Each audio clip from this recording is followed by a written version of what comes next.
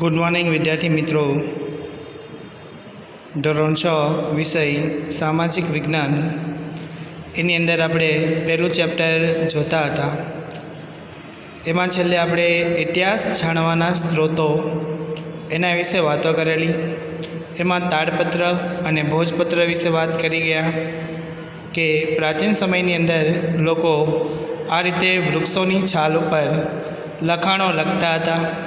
એના દ્વારા આપણે હજારો વર્ષો જૂની વાતો જાણી શક્યા છે. એવું જ એક બીજું મહત્ત્વનું સ્ત્રોત જુઓ, અભિલેખો.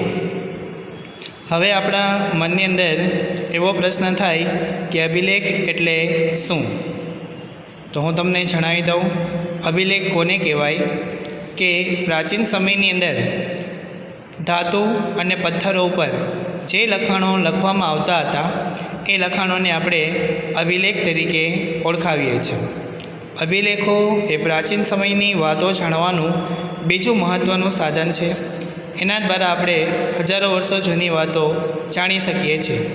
પ્રાચીન સમયની અંદર જે રાજાઓ થઈ ગયા એ રાજાઓએ આ રીતે ધાતુઓ ઉપર અને પથ્થરો ઉપર ઘણા બધા લેખો લખાવ્યા હતા. એ લેખો આપણા ઇતિહાસકારોને એટલે કે વૈજ્ઞાનિકોને મળી આવ્યા છે. એના ઉપરથી ઘણી બધી માહિતીઓ જાણવા મળી છે.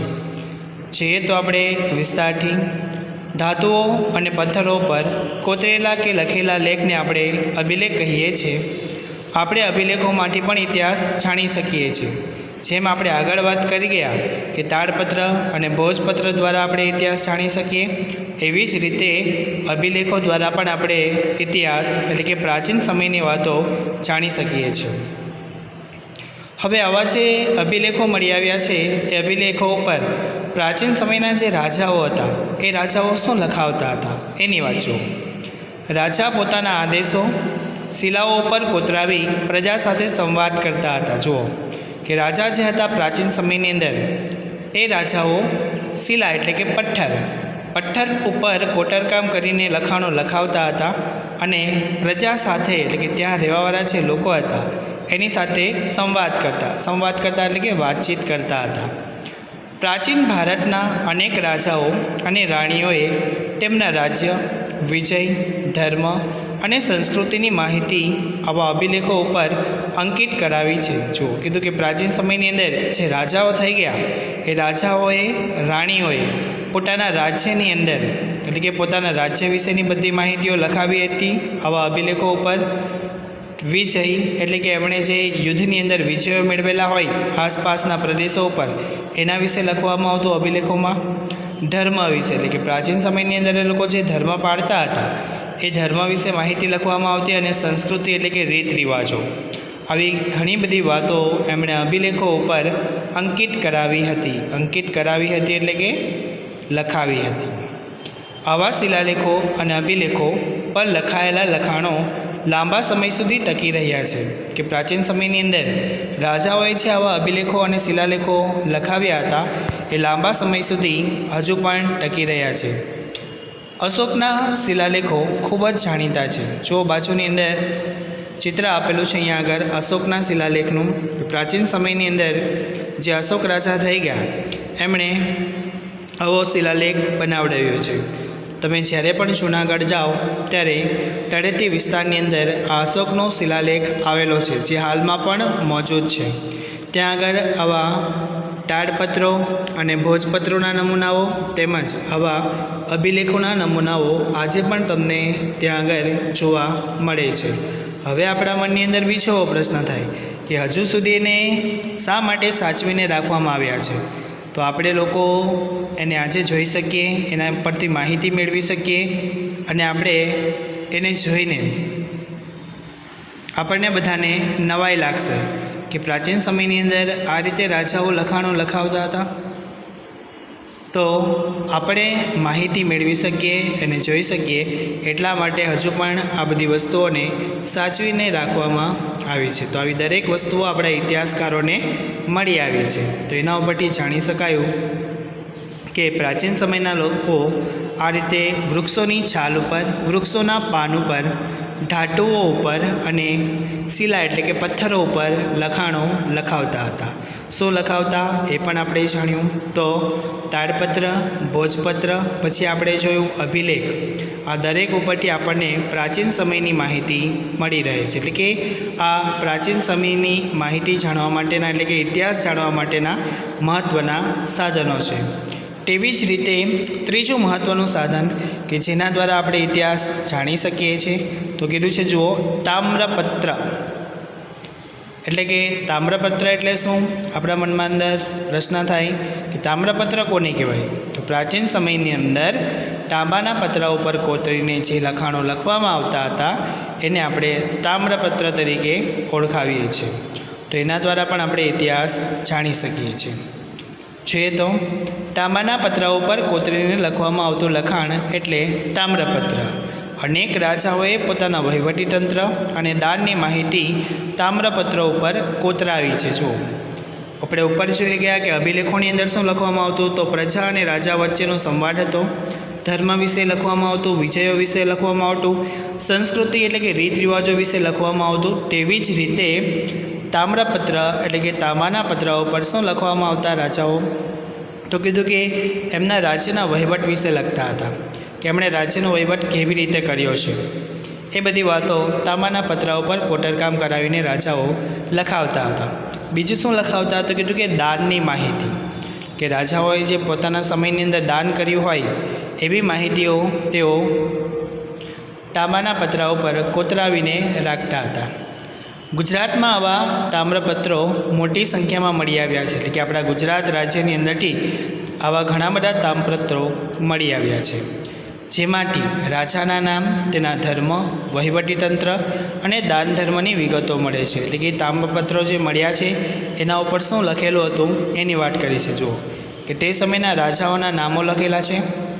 તે સમયના રાજાઓએ કયા ધર્મનું પાલન કર્યું છે, ધર્મ માટે શું કર્યું છે એની વાતો લખેલી છે. રાજાએ વહીવટીતંત્ર એટલે કે રાજ્યનો વહીવટ કેવી રીતે કર્યો એ માહિતી લખેલી છે. અને દાન ધર્મ જે રાજાઓએ કર્યા હોય એ બધી વાતો પણ આ તામ્રપત્ર ઉપર કોતરકામ કરીને તે સમયના રાજાઓએ લખાવીને રાખી છે.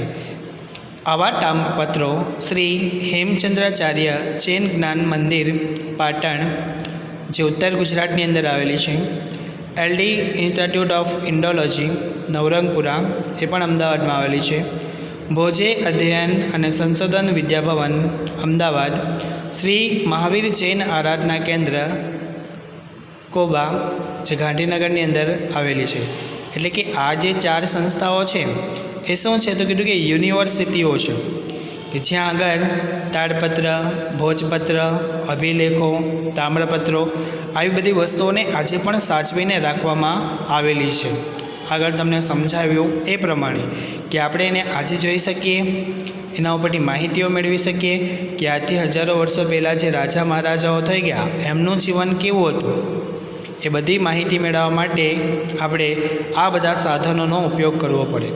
નહીં તો આગળ વાત કરી ગયેલા એમ કે હજારો વર્ષો પહેલાં આપણે કે આપણા ઇતિહાસકારો હતા નહીં, તો હજારો વર્ષો પહેલાં લોકોનું જીવન કેવું હતું એ આપણે કઈ રીતે જાણી શકીએ?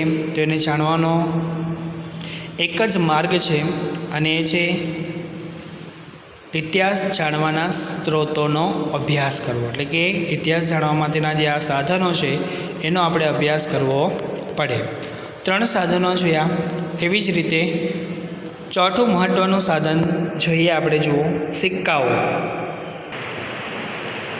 સિક્કા પણ ઇતિહાસ જાણવાનું અગત્યનું સાધન છે. સિક્કા પર રાજાનું નામ, તેના ધર્મ, સંસ્કૃતિ તથા તેના સમય વગેરેની માહિતી મળે છે. ભારતમાં ઈસવીસન પૂર્વે 5મી સદીના પંચમાર્ક સિક્કા મળી આવ્યા છે જે સૌથી જૂના સિક્કા છે. જુઓ આગળ છે એમ આપણે અભ્યાસ કર્યો કે તાડપત્ર, ભોજપત્ર, અભિલેખ, તામ્રપત્રો આ બધા ઇતિહાસ જાણવાના સાધનો છે. એના ઉપરથી આપણે હજારો વર્ષો જૂની વાતો જાણી શકીએ છીએ. તેવી જ રીતે સિક્કાઓ પણ ખૂબ જ મહત્ત્વનું સાધન છે. એના દ્વારા પણ આપણે હજારો વર્ષો જૂની વાતો જાણી શકીએ છીએ. કારણ કે પ્રાચીન સમયની અંદર જે રાજાઓ થઈ ગયા એ રાજાઓ પોતાના સમયની અંદર જે સિક્કાઓ બનાવડાવતા એ સિક્કાઓ ઉપર રાજાએ પોતાનું નામ કોતરાવેલું હોય, ધર્મ વિશે લખાવેલું હોય, તો આ બધું સિક્કા ઉપર મળી આવતું હતું. તો એના ઉપરથી જાણી શકાય કે કયા સમયની અંદર કયા રાજ્યનો રાજા કોણ હતો. હવે બીજો પ્રશ્ન આપણને થાય કે સિક્કાઓ કેવા હતા તે સમયના. તો આપણે ચિત્ર જોઈએ એટલે વધારે ખ્યાલ આવશે. જુઓ અહીં આગળ જુઓ, પંચમાર્ક સિક્કાની જે આપણે વાત કરી કે જે આપણા ભારત દેશના સૌથી જૂના સિક્કા છે એ સિક્કાઓનું ચિત્ર અહીંયા આગળ આપેલું છે. આ પ્રકારના સિક્કાઓ પ્રાચીન સમયના રાજાઓ બનાવડાવતા હતા. એ સિક્કાઓ પર તમે જોઈ શકો છો આવી અલગ અલગ ચિત્રો, રાજાનું નામ, એના ધર્મ વિશે ઘણી બધી માહિતી આવા સિક્કાઓ ઉપર કોતરકામ કરીને લખવામાં આવતી હતી. તો સિક્કાઓ દ્વારા પણ આપણે ઇતિહાસ જાણી શકીએ છીએ. આ સિવાય ગ્રીક રાજાઓ, મૌર્યકાળ અને ગુપ્ત યુગના અનેક સોના, ચાંદી, તાંબાના સિક્કા જે તે રાજ્યની સામાજિક, ધાર્મિક, આર્થિક અને રાજકીય માહિતી આપે છે. જુઓ કે આ સમયની અંદર એટલે કે આપણે જે પંચમાર્ક સિક્કાઓની વાત કરીએ એ સિવાય ગ્રીક રાજાઓએ, મૌર્યકાળના જે રાજાઓ થઈ ગયા એ રાજાઓએ, ગુપ્ત યુગની અંદર જે રાજાઓ થઈ ગયા એ રાજાઓએ ઘણા બધા સોના અને ચાંદીના સિક્કા તેમજ તાંબાના સિક્કાઓ બનાવડાવ્યા છે. અને એ સિક્કાઓ ઉપર જે તે રાજ્યની માહિતી, સામાજિક પરિસ્થિતિ, ધર્મ વિશે, આર્થિક પરિસ્થિતિ એટલે કે તે સમયના લોકોએ શું કામ ધંધો કર્યો, શું પ્રવૃત્તિ કરી એની માહિતી, અને રાજકીય માહિતી એટલે કે રાજ્યના વહીવટ વિશેની ઘણી બધી માહિતી આ રીતે રાજાઓ પોતાના સિક્કાઓ પર કોતરકામ કરીને લખાવડાવતા હતા. તો એ સિક્કાઓનો અભ્યાસ કરીને પણ આપણે હજારો વર્ષો જૂની વાતોને જાણી શકીએ છીએ. પંચમાર્ક સિક્કાઓનું ચિત્ર આપણે જોયું, એની થોડી માહિતી આપેલી છે. જુઓ કોષ્ટકની અંદર, પંચમાર્ક સિક્કા ધાતુના ટુકડાઓને છાપ ઉપસાવવા બીબામાં મૂકી દબાણ આપી બનાવાતા સિક્કા એને પંચમાર્ક સિક્કા તરીકે ઓળખવામાં આવે છે. ચિત્રની અંદર તમે જોઈ શકો છો પંચમાર્ક સિક્કા. હવે એ સિક્કા કેવી રીતે બનાવવામાં આવતા એની વાત અહીંયા આગળ કરી છે. જુઓ એટલે કે ધાતુના જે ટુકડાઓ હોય છે એની છાપ ઉપસાવવા માટે એને બીબામાં મૂકવામાં આવે અને દબાણ આપવામાં આવે, જેથી કરી આવા સિક્કાઓ એની અંદરથી બનાવી શકાયા હતા. તો સિક્કાઓ દ્વારા પણ આપણે હજારો વર્ષો જૂની વાતોને જાણી શકીએ છીએ. જો ઘણા બધા સાધનો આપણે જોયા ઇતિહાસ જાણવા માટેના, બધા આપણે યાદ રાખવાના છે. જ્યારે પણ આપણને એવો પ્રશ્ન પૂછવામાં આવે કે ઇતિહાસ જાણવાના સ્ત્રોતોના નામ જણાવો અથવા સાધનોના નામ જણાવો, તો આપણને ખ્યાલ હોવો જોઈએ કે ઇતિહાસ જાણવા માટેના સ્ત્રોતો તો તાડપત્ર, ભોજપત્ર, અભિલેખ, શિલાલેખ, તામ્રપત્ર, સિક્કાઓ, હજુ ઘણા બધા આગળ આવશે કે જેના દ્વારા આપણે ઇતિહાસ જાણી શકીએ છીએ. આ બધા ઇતિહાસ જાણવા માટેના મહત્ત્વના સાધનો છે. આગળનો મુદ્દો જોઈએ હવે. ઇતિહાસના અભ્યાસીઓ, પુરાતત્વ શાસ્ત્રીઓ, ઇતિહાસકારો અને પ્રવાસીઓ. આગળ વાતો કરી છે.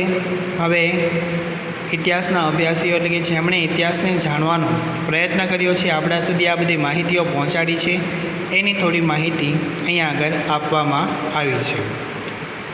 માનવ સમાજનો ભૂતકાળ જાણવા આપણને પુરાતત્વ શાસ્ત્રીઓ, જેને અંગ્રેજીમાં એથ્રોલોજિસ્ટ કહેવાય છે, તે સંશોધન કરીને માહિતી આપે છે. એટલે કે આપણે તો આ બધું જાણવા કે શોધવા ગયા નથી, પ્રાચીન સમયની બધી વાતો, તો એ માહિતી આપણને કોણે પહોંચાડી? તો કીધું કે પુરાતત્વ શાસ્ત્રીઓએ. એમણે આ બધા સાધનો શોધ્યા, એનો અભ્યાસ કર્યો અને ત્યાર પછી આપણા સુધી આ બધી માહિતી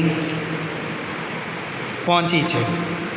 તેઓ પ્રાચીન સ્થળો પર જઈ ઉત્ખનન કરીને મકાનો, સિક્કા, ઈંટો, પથ્થરો, ઓજારો, ખોરાકના નમૂના, મનુષ્યો અને પ્રાણીઓના હાડકાં વગેરે શોધીને તેનો અભ્યાસ કરી તે સમયના માનવોની સંસ્કૃતિથી આપણને અવગત કરાવે છે. જુઓ કે આપણા જે આ ઇતિહાસકારો છે, એ ઇતિહાસકારોને આ બધા સાધનો ક્યાંથી મળી આવ્યા? તો કીધું કે એમણે પ્રાચીન સમયના જે અનેક સ્થળો હતા એ સ્થળો ઉપર ગયા અને ત્યાં આગળ જમીનનું તેમણે ઉત્ખનન કર્યું.